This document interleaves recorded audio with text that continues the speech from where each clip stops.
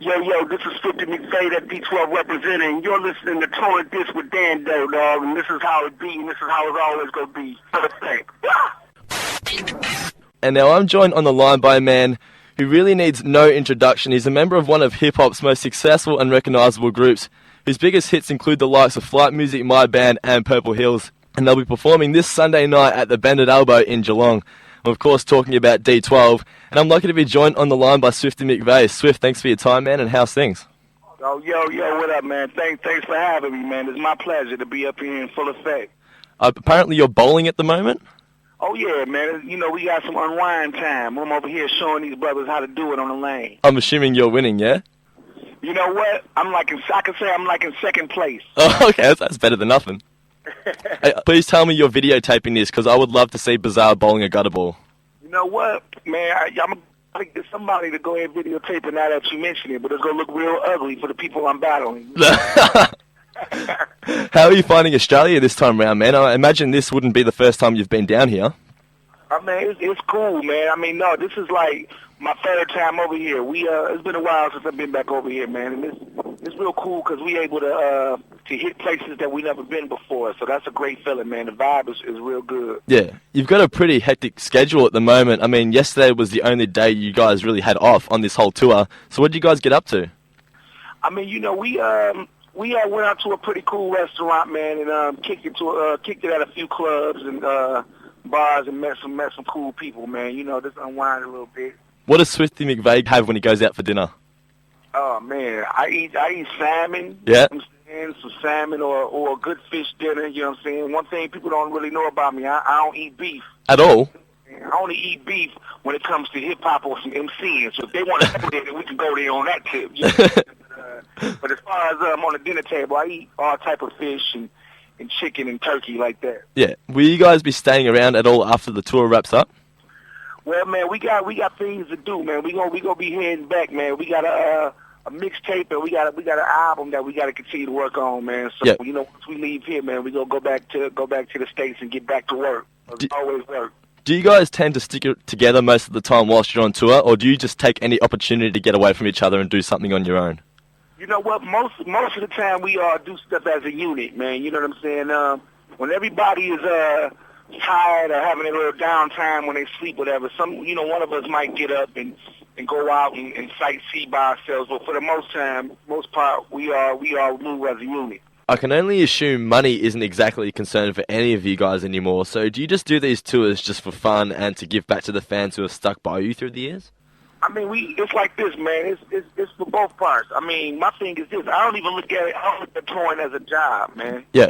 Yeah, I mean, that's why I tell everybody, I tell the young cats around in my hood, I said, if you want to do something like, try to maneuver yourself to do something that you love to do, because it won't be considered as a job. So this is something that I love, so it's second nature to me. So as we do this, man, I'm not looking at it as a strenuous work schedule or nothing, man. It's like vacation. Yeah.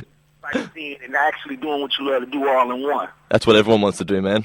You guys played the Mad Festival in Mackie on Australia Day. Did you have the chance to catch Australian hip-hop artist 360 at all? And if you did, what did you think of him? You know what, man? Unfortunately, I didn't get a chance to check it out, man. I mean, we've been hearing things, but, we were on the move. So after we did our thing, we had to go ahead and go to the next program. What are your honest thoughts on today's hip-hop scene compared to when you first broke out? When we first came out, man, the lyrics and wittiness counted, man. You know what I'm saying? As far as putting out a song to the masses right now. But now, all the lyrical wittiness is all inside URL battles and grind time battles. And now, when it's time to come out with a hit single on the radio or whatever to the masses, you don't have to really be as lyrical as you used to be. The more of the masses is appreciating hip-hop right now, so they don't really think about the metaphors and the witty punchlines. You got to make a good song with a nice beat and make sure your chorus is catchy, and then, they'll accept you from there. You know what I'm saying? Yeah, man. Do you guys still perform songs like Purple Hills and My Band even though Eminem isn't around? Oh, yeah, for sure. We keep it rolling because, like I say, Eminem is Eminem, and he got his schedule, and he do his thing, so we got to always be prepared to do without him because we never know when our schedules is going to clash. Who sings Eminem's parts in the songs? Just a mixture between all of you, or? You know what? When we kind of edit him out and kind of do our thing when he's able to perform with us. But when it's time for the chorus, we had the audience go ahead and sing. It's part so well. We let the audience do the do. But as far as lyrics, we don't sing Eminem part. We pretty much do our own thing. Do you ever get sick of playing those hit singles, or do you have a sense of respect for them due to the money and widespread popularity they brought you?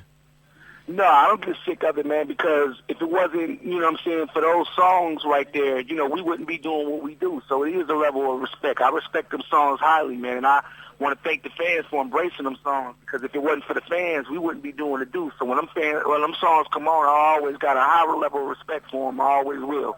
Hip-hop artists, they tend to have the reputation of always living crazy lifestyles. So how dangerous would you say your life is or has been? You talking about as far as being in the music industry? Yeah, man. I mean, well, it can be a little dangerous because, you got the haters out here. Haters come with the territory, and then when you out and about, even if you know familiar faces, you're not going to know too many faces, but they're always going to know you. So you got to be on your P's and Q's, because everybody is not always going to be friendly. Everybody's not going to always walk up to you and have the motive of wanting to say, hey, I like your music. So you got to watch out for both sides. Yeah.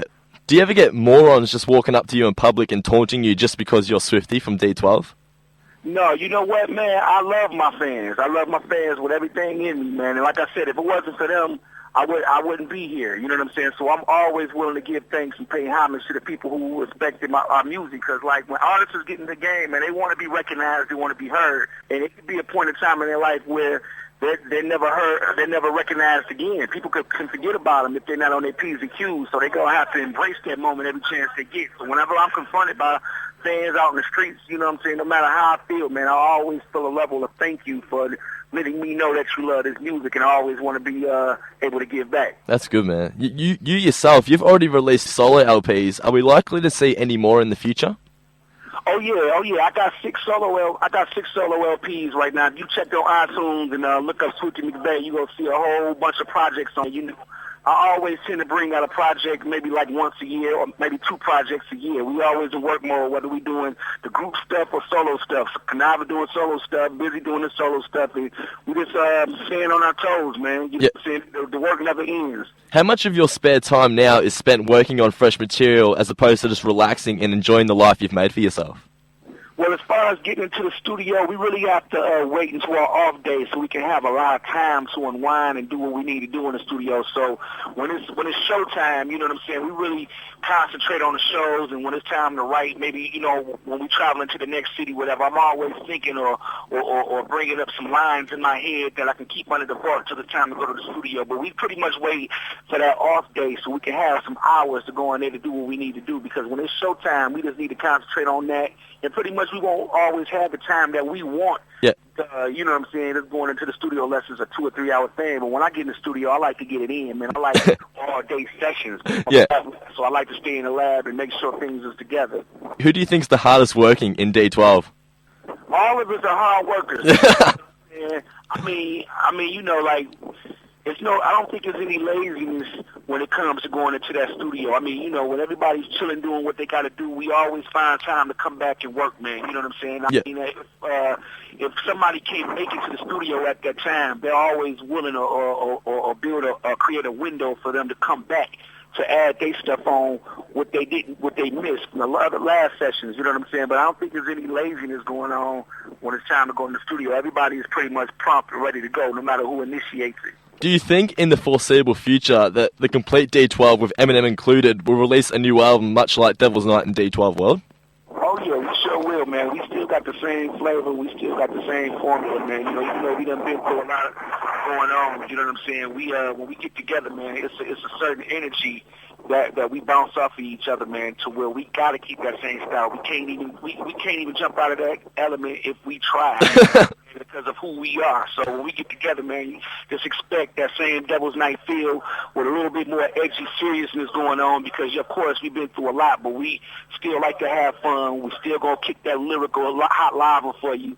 And you know what I'm saying? We still going to give y'all what y'all want, and y'all going to still know us to be the same D12 as we always been. Yeah, that's good to hear, man. Well, just a couple more questions, man. I won't hold you any longer so you can get back to your bowling. Where do you see yourself on both the personal and also the band in 12 months' time? 12 months' time, man, way more comfortable than I am now. You know what I'm saying? I'm comfortable, but way more comfortable. Everybody always want to take it to a next level of comfortability, man. Everybody want to always take it to a next level of financial, make their resources much more tighter, need knowing more people, more songs, more energy, more healthy, just prosperous, man. You know what I'm saying? Yeah. Every day I always lean to being more prosperous than the day before. And one last question, man. I ask this to everybody. What advice do you have for all aspiring songwriters and musicians? Okay, my advice to y'all is, man, when y'all want to come up in the game, do what y'all got to do in order to live and survive, but always keep your music and your passion as your comfort zone. Don't ever intertwine your comfort zone with the realism of what you got to do in real life, because if you intertwine the two, you might get discouraged, because life has bumps and ups and downs, and you always want to go lean on your comfort zone as a relief from everything else out in the world that might not be going right for you. You know what I'm saying? You always want to have something to hold on to. You know what I'm saying? Yeah. Eventually, your dream is going to come, but don't never intertwine your dream for what you got to do in real life. You know what I'm saying? Always keep that as a comfort zone to go back to when all else fails. You got something you feel good about leaning on to. You know what I'm saying? Those are the ones who make it. And don't never ever stop. Don't let nobody tell you that you can't do it. No matter if you get backlash, no matter if you get negativity, whatever. Don't let nothing stop you from your dream, because what's for you is going to be for you, and that's that. Well, there you go. Make sure you get on down to the Bended Elbow this Sunday night and check out Swifty and the rest of D12 as they take the stage in what's surely to be a once-in-a-lifetime opportunity. Once again, Swift, thanks for your time, man, and good luck with the rest of the tour. All right, thank you, man. Y'all have a good one. You too, man. Thanks heaps for that. Hey, thank you, man. I appreciate you, man. Man, I'll see you soon.